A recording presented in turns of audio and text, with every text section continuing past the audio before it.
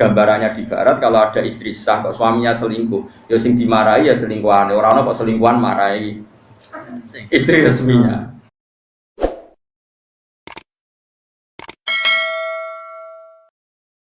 Bismillahirrahmanirrahim. Ya saya ulang lagi ya. Jadi ini supaya sampean tahu. Jadi tapi kalau kefasikan itu yang muta'adiyah tadi yang saya kayak nggo bojone orang yang membunuh, kamu nggak boleh ngendikan yang lunak, harus keras.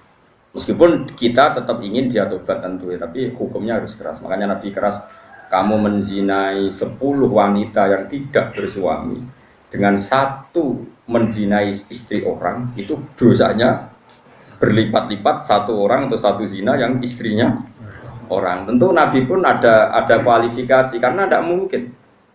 Taruh saja misalnya Yun Sewu ya, naudzubillah ya. Orang menzinai lonte ini kan profesional. Haknya kan hanya hak Allah. Kamu yang hanya melanggar itu hak Allah. Kamu melanggar aturannya Allah. Tapi kalau menzinai istrinya orang, apalagi orang ini merasa istrinya ini afifah apa? Afifah itu apa cara Jawa? Gak mau zina lah Pak afifah. Kayak apa? Jadi bojone pamit ning mall karena suaminya mau afifah disilai mobil digawani ATM. Terus boleh demenan. Kayak apa mangkel mobil diganggu fasilitas dari suaminya? Kayak apa? Makanya Nabi jelas ngendikan dosa besar itu antuzania bihalilati jari, kamu menzinai istri orang. Istri orang pun di kelas-kelaskan, terutama istrinya tetangga. Ada urutannya. Jika kalau seperti ini Nabi tegas sampai misalnya Nyon Sewu ada hukum rajam. Saya pernah dalam Bahsul Masail ditanya, Gus, rajam itu kan jahat, masa orang dibunuh gini-gini karena zina? Saya jawab, oke, kita dalam Islam Indonesia nggak ada rajam. Tapi Allah selalu mempertontonkan kematian yang sama. Ini hujjatullah. Misalnya begini, saya tanya, andai kan ada hukum rajam tegas, mungkin satu Indonesia yang kena rajam itu nggak sampai 100, nggak sampai 10 kan? Karena syaratnya harus ada saksi 4 sing nginceng. Tuh iku ae kudu roh detail mlebune alat kelamin ning vagina. Atek roh kelonan tok ora cukup. Aku wis roh ning dhuwure tetep ora iso dalam hukum Islam. Kudu roh alat kelamine lanang mlebu ning vaginane cawe itu. Kan ra ngarah roh. Terus rohe papat kudu bareng. Atek gentenan yo ora ndak diterima. Terus parahe meneh saksi papat iki kudu adil. Atek pegaweane nginceng yo ora adil. Jadi kemungkinan tercapai rajam kan ada saksi 4 yang melihat langsung alat lelaki kelamin masuk di vagina. Terus wong iki gak fasik, termasuk fasik sing pegawai misalnya sini Mustafa Adil, lo kok nganti roh, lo pengen lo soleh sing ngencengan. Nah, kemungkinannya, oke. Berarti yang kira-kira yang kena rajam itu hanya 10. Bandingkan tanpa hukum Islam kayak di Indonesia, yang mati karena cemburu berapa? Ini bukti bahwa hukum Islam itu benar. Kita membiarkan hukum zina seperti ini di Indonesia. Tapi gara-gara cemburu, istri membunuh suami, suami membunuh istri, pasangan muda membunuh pasangan selingkuhannya macam-macam. Gara-gara perzinaan wong ape zina terus wedoke ngomentari Mas piro ngadus sing lanang tersinggung ditekek mati. Nah ini kita harus dengar ini supaya kita jadi tambah iman. Ternyata tidak ada hukum Islam yang katanya mereka kejam rajam. Ternyata hukum yang dibiarkan liar lebih kejam karena cemburu membunuh, karena tersinggung sama pasangan lontenya membunuh. Kan natijahnya sama-sama menghilangkan nyawa. Maksud saya, yang ngaji saya tak kasih tahu. Oke, kita tidak pakai hukum rojam, tapi Anda harus tetap tahu di luar hukum rojam toh lebih sadis. Itu kan ada yang di Surabaya itu mati jadi lebokno tabung LPG jadi semen. Gara-gara demenan wedok, konangan terus ambek istrinya yang tua itu karena lebih kaya. Nyewa preman dipateni dan dimutilasi macam-macam. Coba kalau kematian-kematian di TV rata-rata kan pasangan selingkuhan. Artinya kita seneng ya, seneng artinya gini. Orang-orang itu yang mengkritik rajam katanya tidak manusiawi, sebagian LSM itu kalau mengkritikan seperti itu. Ternyata yang dibiarkan di luar tanpa hukum rajam lebih ngeri. Rajam itu lebih prosedur karena tadi syaratnya harus saksi 4 menyaksikan langsung. Mungkin enggak? Video ra iso diedit. Ra oleh foto apa meneh, video enggak bisa. Bisa di wong Kanjeng Nabi dibantah bolak-balik sampai sahabat. Ya gara-gara Nabi itu kan saking apike wong. Sahabat ya saking mangkele wong. Ya Rasulullah, aro'aita law anna rajulan wajada indam ro'atihi rajulan wa qad kana kadza wa kadza disebutno. Ya Rasulullah, misale ana wong lanang. Pertamane takok law. Ana wong lanang mulai mergo ibojone ku ning dhuwure wis ana wong lanang liya. Madza af'al. Terus kula sing dilakoni tiyang niku madza yaf'al dilakoni napa? Nabi cek jawab, yo al-bayyinah wa ila khudda ala dzahri. Kudu ana saksi. Nah ora kowe sing tak jilid perkarane kowe kodaf nuduh orang lain. Napa ya Rasulullah bayinah? Iya bayinah, pinten papat. Kula goleki kanca sedeng bar dadi batal.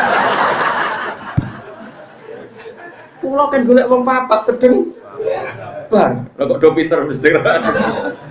Nabi aja ngotot yo ora pokoke al bayinah wa illa khudala dzori yo tetep bayinah nak robe. Nah, saya itu berkali-kali basul masail yang seperti itu. Menurut saya itu benar Nabi. Saya ulang lagi itu benar Nabi. Tentu Nabi itu paling benar. Bukan karena kita kultus saja, logikanya begini. Oke, dalam konteks orang soleh kayak Mustafa, mungkin cerita seperti itu benar.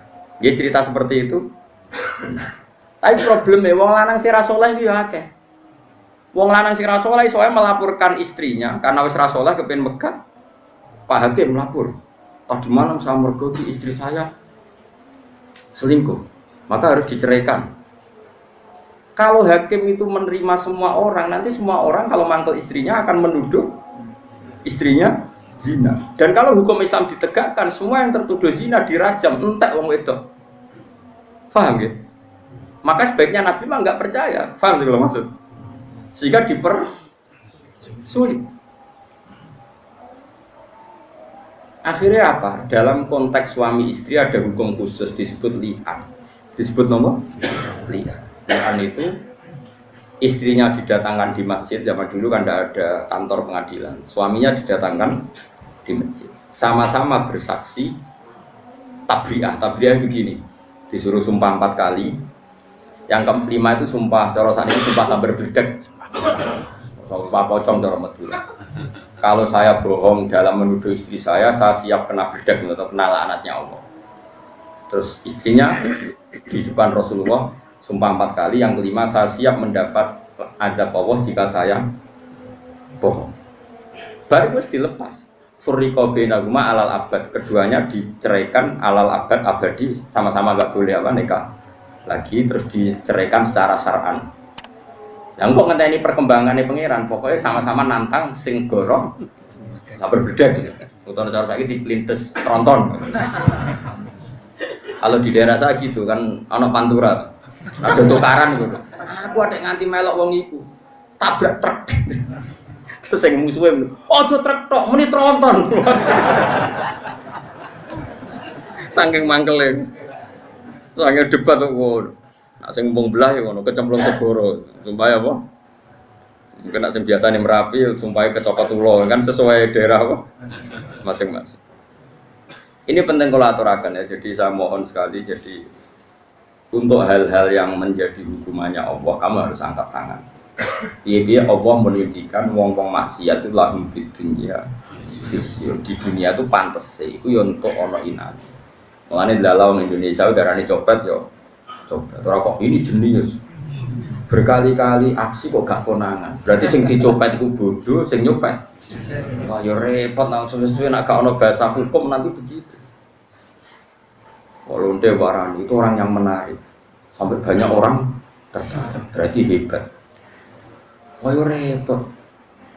Lalu kalau seneng Indonesia niku anggap apa, artinya apa itu apa ya, bahasa Indonesia meskipun nyuwun sewu yang melafatkan tokoh-tokoh nasional pun atau TV-TV nasional, bahasanya tetap ada razia Satpol PP kepada penyakit penyakit masyarakat, bahasanya masih seperti itu, penyakit masyarakat, terus ya pokoknya sampah masyarakat masih bagus. Tapi kan nanti kalau bahasanya dirubah hanya karena nuruti nyuwun sewu kemanusiaan, Satpol PP memburu orang yang belum dapat pekerjaan. Yang sementara, wah malah kangelan repot. Cara kula wis bener Bapak. Sampah masyarakat, penyakit. Ini bukti bahwa Allah itu kuasa. Jadi Allah itu gak ada sunnah.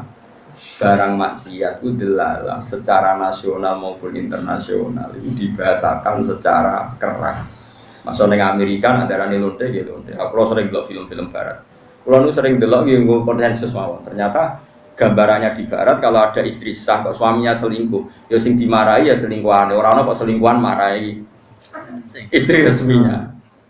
Masih neng barat, masih neng negara komunis itu PKI lah, neng Cina. Sing nyolong mbek sing dicolong sing melayu sing nyolong. Lho kok ijek Islami kok roh nak sing nyolong. Ora kok sama rata sama rasa terus. Paham ya?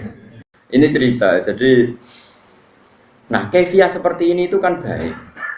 Kalau di orang fasik kefiah ini tidak kita datang karena takut mangkel lah mbek mayit tunggu mayit gendong ngono kok tak dongakno.